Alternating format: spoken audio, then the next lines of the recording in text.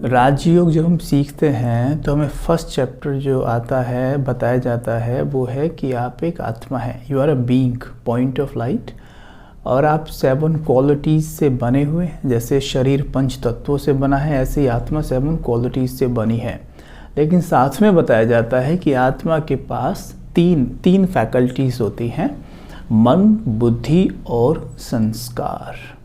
मन के द्वारा आत्मा सोचती है, जो वो सोचती है बुद्धि से उसे विजुअलाइज करती है, जो वो विजुअलाइज करती है उसी को मन से वो महसूस करती है, जैसा वो महसूस कर रही है वैसा बुद्धि से निर्णय लेती है, निर्णय लेकर फिर कर्म क्षेत्र पर आती है, उस कर्म को करती है और संस्कार डेवलप होता है। ध्यान दें, संस्कार 5 तरह के होते हैं।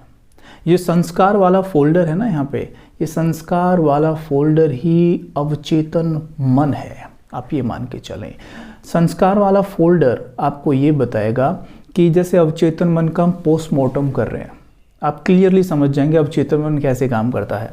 ये संस्कार वाला फोल्डर है, यानी कि इस समय पर हर एक आत्मा, हर एक सोल 5 तरह के संस्कार कैरी करती है।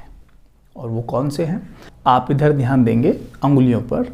सबसे पहले ये है ओरिजिनल संस्कार। हाँ, आप भी अपना हाथ ऐसे कर सकते हैं सभी, हाँ कर लीजिए। ओरिजिनल संस्कार ये वाला, ठीक।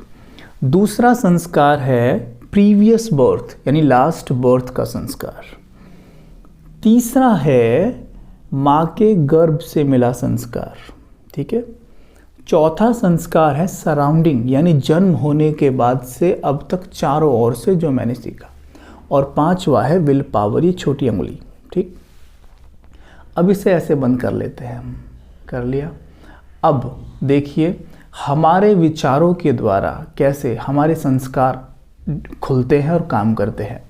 ये है ओरिजिनल संस्कार, यानी इसमें है आत्मा के वो 7 गुण। जैसे मैं बता देता हूँ, knowledge, purity, peace, love, happiness, bliss and power. ये 7 क्वालिटीज़ जो हैं, यानी ओरिजिनल संस्कार जो आत्मा का है, मतलब जिससे आत्मा बनी है, जो उसकी ओरिजिनलिटी है, वो ये पहला है। दूसरा है लास्ट बर्थ। अब पिछले जन्म में हमने गुस्सा तो किया ही होगा, लोभ, मोह, अहंकार, इनमें से कुछ तो ज़रूर रहा होगा, है ना। तो ये हो गया इस आत्मा में थोड़ा दाग, हमारी प्योरिटी में इम्प्योरिटी थोड़ी मिक्स, ये दूसरा। तीसरा माँ के गर्भ। जब एक बच्चा अपने माँ के गर्भ में होता है तो उस वक्त माँ किन किन परिस्थितियों से गुजर रही है, वो क्या देखती है, क्या सुनती है, क्या पढ़ती है, इसका सीधा असर बच्चे के मन पे पड़ता है। तो सीधा असर ये भी इम्प्योरिटी मिक्स हो गई, इससे फिर दाग बढ़ गया प्योरिटी के ऊपर। और तीसरा है सराउंडिंग, चारों तरफ से हम क्या सीखते हैं, हम जानते हैं। हमें कोई पीस, पावर, प्योरिटी ये सिखा नहीं सकता, ये हमारी ओरिजिनलिटी है, ठीक है।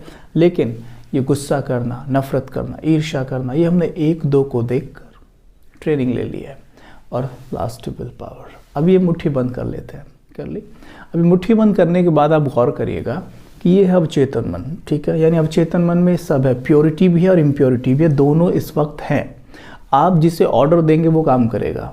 मैं ऑर्डर देता हूँ कि मैं एक पवित्र आत्मा हूँ, I am a pure being, I am a peaceful being. तो होता क्या है, ओरिजिनल संस्कार ऑर्डर प्रमाण खुलता है, खुल रहा है। लेकिन ये अकेला नहीं खुलता, ये साथ में विल पावर वाले फोल्डर को भी खोलता है। विल पावर का अर्थ होता है मनोबल, यानी मन की शक्ति बढ़ती है। हम जितना ओरिजिनल संस्कार पर आधारित एफर्मेशंस रिपीट करेंगे सवेरे उठकर, हमारी विल पावर बढ़ेगी।